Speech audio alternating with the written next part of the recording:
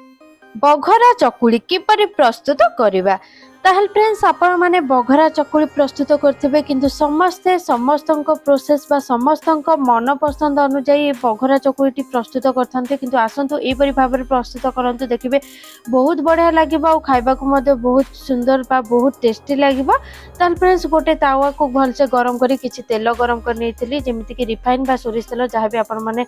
गरम कर परिबे। यहाँ पर बिरी चाउलर आण को पकेकी गोटे चकुली प्रस्तुत करदेबा आ चकुली बेसी मोटा बा बेसी पतला करबा नहीं।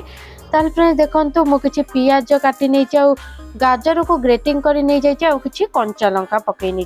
किंतु पूर्व वीडियो रे बघरा चकुली रो वीडियो मु देखैछि जोथरे कि फूलकोबी बंधाकोबी आ किछि बीट आ गाजर पियाज सब किछि पकईथिली जेमिति कि सेथिरे आंब कसिया अदा मध्ये पकईथिली जार कि बास्ना बहुत बढ़िया आसी थाए। ताल फ्रेंड्स देखंतु एथिरे धनिया पत्र पकईनी किंतु भृषंग पत्र पकई नै आपण माने चाहिले धनिया पत्र भृषंग पत्र उभय पकई पारिबे आ ए सब को देई साला परे शेष रे 2 चम्मच पाखा पाखी किछि रिफाइन तेल हो कि सोरिष तेल हो एमती पकई नेबे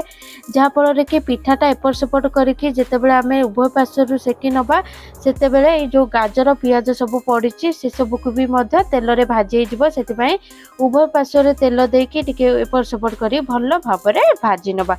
ताहल फ्रेंड्स मु एपरि भाव में प्रस्तुत करनी बघरा चकुली यार जदि अन्य एक वीडियो देखापी चाहते तेरे पूर्वर 2-3 वीडियो अपलोड करा जायछि पूर्व वीडियो रे जाई देखि परिबे। ताहल फ्रेंड्स जदि एपरि भाव में प्रस्तुत करी खाइबे बघरा चकुली आ एथिरे आपण माने पकई परिबे जदि फूलकोबी कि बीट भी मध्य पकई परिबे धनिया पत्र भूसंग पत्र सब पकई नेबे किछि आंब कसा बहुत बढ़िया लागिबो। जदि वीडियोटी भल लागिताए निश्चिंत भाव में लाइक शेयर कमेंट करंतु।